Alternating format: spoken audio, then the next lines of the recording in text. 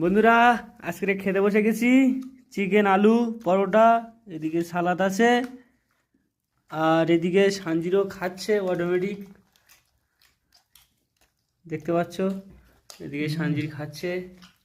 সানজির বল কেমন লাগছে পরোটা দিয়ে গোশ কষা?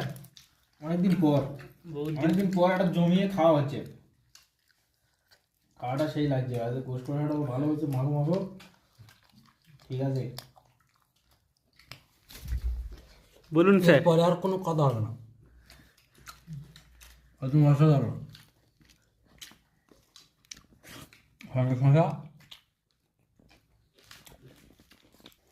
বল বল বল, তুই বল। বন্ধুরা এই খেতে বসে গেছি, গোশ কষা আছে, সাথে আছে পরোটা আর ব্যাকেটে আছে শসা। অতুলনীয়, সুপার।